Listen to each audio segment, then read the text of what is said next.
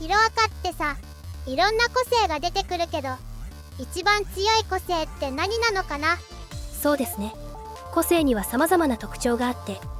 戦闘向きから日常生活向きのものまで様々なのですが、本日は戦闘向けの個性に絞って最強個性ランキングトップ10を見ていきましょう。それでは行ってみよう。最強個性の筆頭といえばワン・フォー・オールではないでしょうか。オールマイトみたいな超パワーと超スピードだけでもチート個性なのに、デクはさらに先代たちの個性も使えるから間違いなく作中最強だよね。力を貯める八景、敵意に反応し攻撃を事前に察知できる危機感知、汎用性の高い黒ムチ、緊急回避に優れた煙幕、全ての個性と相性がいい浮遊、オールマイトの超パワーに加え、使用するのをためらうほどのぶっ壊れ個性だと思われる。未だ明かされていない2代目の個性、どこから見ても隙がない完成された個性です。まさにチート個性だよね。しかし力が巨大すぎるがゆえに体への反動が大きく、まだ成長しきっていないデクの体では全ての力を発揮することができていません。パワーが強すぎるから扱うのも危険すぎるってことだね。また先代たちの個性を使用するためにはワン・フォー・オールの中に残っている先代たちに協力してもらう必要があり、単純にワン・フォー・オールを引き継いだだけでは全ての力を使用できるわけではありません。超人的な肉体にまっすぐな正義の心が必要ってこと。正義の塊みたいなオールマイトですら先代たちの個性を使わせてもらえなかったから、デク以外が継承していたらただの脳筋個性になっていたかもしれないね。ワン・フォー・オールの対をなす最強の個性がオール・フォー・ワンです。相手の個性を奪い取る個性だよね。まさに悪の帝王っていう感じがするよ。個性の性質はワン・フォー・オールと酷似していますが、代々引き継がれることで成長していくワン・フォー・オールとは違い、個性を物のように扱い自由自在に出し入れできるという傍若無人な魔王の性格が反映されたような極めてエゴイスティックな個性ですね。他人の能力が奪える系の能力ってどの漫画でも最強だよね。この個性には弱点はないのかな？明確な弱点というのはありませんが、強いて言うならば個性を奪うときに相手を屈服させなければいけないという点と、個性を捨てることができないという点ではないでしょうか。ほとんどの相手に対しては個性をほぼ無条件で奪うことができますが、ワン・フォー・オールだけはこれまでに3度奪うことに失敗しています。5代目と6代目、それにイズクはオール・フォー・ワンに触れられたけど拒絶したことで個性を奪われずに済んだんだよね。そうですね。そしてアメリカナンバーワンヒーロースター&ストライプの個性ニューオーダーを奪おうとした際、個性は反発し合うとルールを付与されたことで、蓄えていた個性を根こそぎ破壊され崩壊寸前まで追い込まれました。スターの戦いにデクかエンデバーが一緒に戦っていたらオール・フォー・ワンに勝てていたかもしれないね。最強の魔王オール・フォー・ワンをギリギリまで追い詰めたチート個性がスター&ストライプの個性ニューオーダーです。この個性はどんな個性なの？ニューオーダーは相手に触れて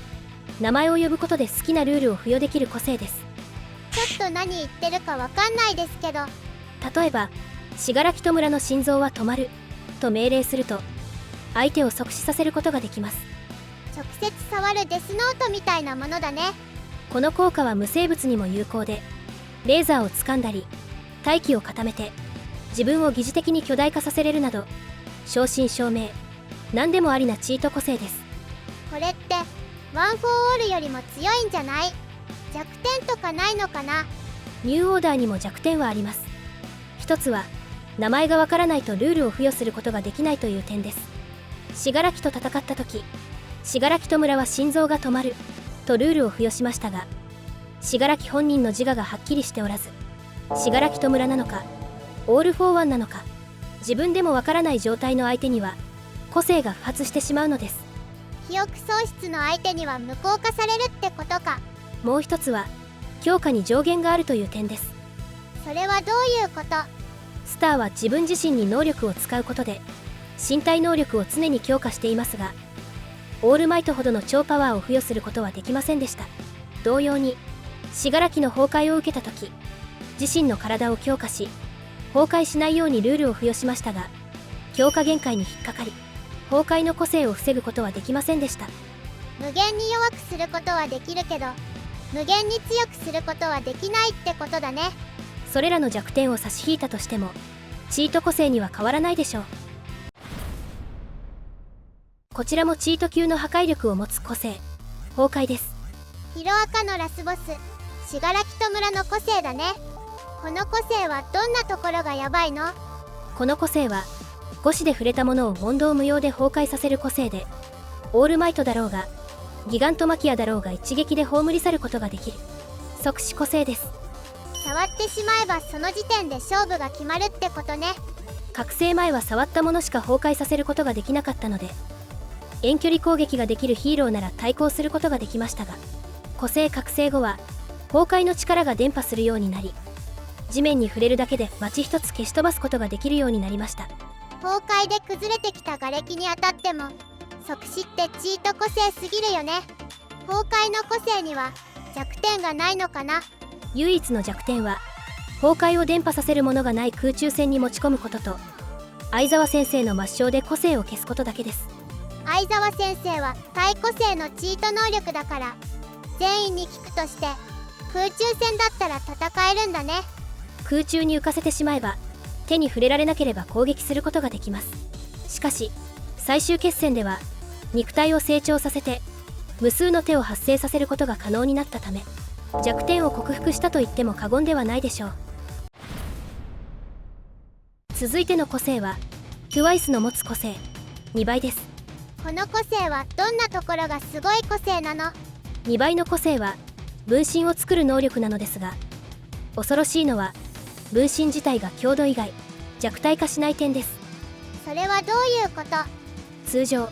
分身などの能力は本体より弱くなったり能力に制限が出たりするのですが、 TWICE の2倍は強度以外は本体と変わらず個性も同じように使えるという点が驚異的です。例えば TWICE が自身の分身を作り、その分身がさらに個性で2倍に増えていけば実質無限に増え続けることができます。余談ですが、 TWICE1 人が分身を2人作るのに5秒かかったとしたら、そのまま増殖し続けると2分45秒後には世界の人口を上回る TWICE が発生します。3分で世界を滅ぼせるなんてヤバすぎる。分身も個性が使えるのはチートだね。さらに自分以外も分身させることができるので、やろうと思えば信楽やダビ、オール・フォー・ワンも無限に増やすことが可能です。信楽やダビの大群ってヤバすぎない？もし TWICE が最終決戦まで生き残っていれば間違いなくヒーロー側は勝てなかったので、ホークスが TWICE を仕留めたのは作中随一のファインプレーと言えるでしょう。考えるだけでゾッとするね。弱点はないのかな？唯一の弱点は自分で消滅させることができない点と、分身が分身と思っていない点です。一度生まれてしまった分身は任意に消滅させることができません。骨折程度のダメージが加わると消滅するのですが、分身自身も自我があるため統率が取れないと反乱が起きる可能性があります。 TWICE も誰が分身で誰が本物かわからなくなって精神が崩壊しかけていたね。ホークスは分身が始まった直後に集中して潰したので倒すことができましたが、事前に準備されていたら止めることができなかったほど強力なチート個性の一つです。次の最強個性はシエハス再開のボス千崎海が持つ個性オーバーホールです。オーバーホールはどんな個性なの？オーバーホールは特殊な個性で、分解と再構築2つの要素を持っています。分解の個性は信楽と村の崩壊とよく似ており、触れたものを粉々にしてしまう即死系の個性で、再構築は粉々になったものを再構築し回復や変形合体させることが可能です。一度分解して新しいものに作り変えることができる能力ってことだね。再構築の能力は死亡した直後であれば蘇生することもできるので、信楽の個性とリカバリーガールの個性を同時に持っているようなものですね。個性複数持ちでどっちも強力な個性だね。このオーバーホールはエリちゃんの巻き戻しと同じく突然変異の個性のため極めて強力なのですが、どちらも手で触れないと発動できないため、信楽は血先の手を切断することで個性を永遠に使えないように封じ込めました。唯一治療できるとしたらエリちゃんの巻き戻しだけだけど、エリちゃんが血先を許さないといけないから複雑なところだよね。次の個性は劇場版第2作ヒーローズライジングで登場したヴィラン9の個性気象操作です。この個性はどんな個性なの？文字通り天候を操る個性です。嵐や雷を発生させることができ、災害級の被害を出すことができる天才のような個性です。覚醒した信楽の崩壊よりも厄介かもしれないね。9一人が戦場にいるだけで戦況がひっくり返るほど強力な個性のため、TWICE の2倍や信楽の崩壊並みのチート個性で、劇場版ではワン・フォー・オールの力を継承した爆豪とデクのタッグ攻撃で撃破することができました。ヒロアカの個性の中でも一番攻撃範囲が広いんじゃないかな。この個性には弱点はないの？あまりに強力すぎるゆえか、個性を使用するたびに細胞が死滅していくという究極のデメリットがあります。簡単に言うと寿命が縮むということです。デメリットが大きすぎるね。細胞活性という個性を同時併用すればこのデメリットを消すことができますが、細胞活性自体がレア個性のため手に入れることは難しいでしょう。次の個性はこちらも劇場版第3作ワールドヒーローズミッションのヴィランフレクトターンの個性リフレクトです。この個性はどんな個性なの？個性名からなんとなく能力予想できるけど。リフレクトの個性は文字通りあらゆる攻撃を反射する個性です。基本的には全ての攻撃を反射するので、通常の個性ではまず倒すことができない強敵です。とある科学のレールガンに出てくるアクセラレーターみたいな個性だね。何でも反射するんなら無敵の個性じゃん。どうやって倒すのさ？リフレクトの個性を破る唯一の方法、それは反射しなくなるまで殴り続けるです。なんて脳筋戦法。フレクトターンと対峙したデクは何でも反射するリフレクトの個性に苦戦しますが、反射される以上に攻撃し続けるという超ゴリ押し戦法で殴り続け、能力の限界が来たフレクトターンを倒しました。デクの中腰で分身しながら殴り続ける様子が面白すぎて一時期話題になったよね。でもさ、フレクトターンって実際のところデクかスターくらいしか勝てなかったんじゃないかな。信楽の崩壊まで反射するかどうかが分かりませんが、ワン・フォー・オールで殴り続けるかニューオーダーでルールを付与してねじ曲げるしか攻略手段はなさそうですね。相手は選ぶけどかなり強い個性だよね。この個性には弱点はないのかな？弱点は反射に限界があるという点と致命的な欠陥があります。致命的な欠陥って何？それは常時発動型の個性のため全てのものを反射してしまい、特殊な補助アイテムがなければ光も反射してしまうため、目も見えなければ物を触ることもできません。光を反射するから目に映像が映らないって相当なデメリットだね。強いけどこの個性だけは欲しくないかな。次の個性はオーバークロックです。この個性はどんな個性なの？この個性はヒロアカのスピンオフビジランテに登場する個性で、もともとはオクロックというヒーローの個性でした。しかしこの個性はオール・フォー・ワンに奪われ、ノームの前身ともいえる実験体ナンバー6に移植されました。このオーバークロックは簡単に言うと超加速です。加速っていうことは DC ヒーローのフラッシュみたいな感じかな？そうですね。厳密には脳内の思考速度を超加速することで止まった時の中で思考できるようになったり、感覚を加速することで超高速移動ができるようになるといった個性です。どの漫画でも最強クラスの時を止める系の個性なんだね。厳密には時を止めているわけではありませんが、周りの人から見たら目にも止まらないスピードで動いていることには間違いないですね。速さだけで言ったらオールマイト以上ってことだよね。この個性には弱点はないの？この個性は単純にスピードが速くなる個性ではなく、思考を加速する個性のため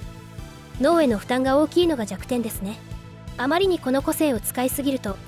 脳が焼き切れて行動不能になってしまう恐れがあります。それじゃあ常に使い続けることはできないってことか？その弱点を踏まえても止まった時の中を動ける能力というのは最強に近いチート個性なのは間違いないでしょう。次の個性はヒロアカの公式スピンオフビジランテの主人公灰回り光一の個性滑走です。滑走って今までの最強個性たちに比べると随分普通の個性だね。この滑走という個性は手と足3点を地面に設置することで摩擦をなくし滑るように移動できるというなんとも地味な個性でした。逃げ足が速くて人を転ばせれるくらいしかできなかったんだよね。しかし物語の後半で個性が覚醒し高速空中機動オートガード殺傷能力のある追尾弾と無敵に近い能力を手に入れています。ただの滑る個性がなんでこんなにも強くなるのさ。それはこの個性の正体が積力を発生させる個性だからです。積力って何？簡単に言うと引力の逆反発力のことですね。光一の本当の能力は滑走ではなく手足から積力を発生させるというもので、足から積力を発生させることで空中機動が可能になり手の積力を利用し空気を圧縮して殺傷能力のある追尾性の高い空気弾を発射。敵の攻撃には体中の積力の力場が自動で反応し背後からの攻撃も自動でガードするというチート能力に進化しました。なんだかオールマイト並みの万能能力だね。さらにビジランテのラスボスナンバー6との最終決戦では異次元から膨大な熱量を引き出し超絶破壊力のパンチを連打するというオール・フォー・ワンですら理解不能の攻撃を繰り出しています。もうチートすぎてよくわからないよ。余談ではありますがオール・フォー・ワンは光一の異次元な強さを目の当たりにしたことで脳無を量産する計画を発案しそれがヒロアカ本編につながっていくというある意味魔王をもうならせたのが灰回り光一の個性滑走です。以上10個の最強個性について解説してきましたがいかがでしたか？どれもチート級の個性だけど結局一番強いのってどの個性なのかな？どの個性も一長一短あるので一概には言えませんが、もし 100% の能力をリスクなく使えるとしたらワン・フォー・オールか光一の滑走が最強個性ではないでしょうか。他の個性は対象に触ったりしなきゃいけないから遠距離攻撃と一撃必殺のパワーを持ってるこの2つの個性は最強かもしれないね。あなたはどの個性が最強だと思いますか？ぜひコメント欄で教えてくださいね。次回は使い方によっては最強個性になりそうな隠れたチート個性を紹介していくからチャンネル登録といいねをお願いします。最後までご視聴ありがとうございました。プルスウルトラ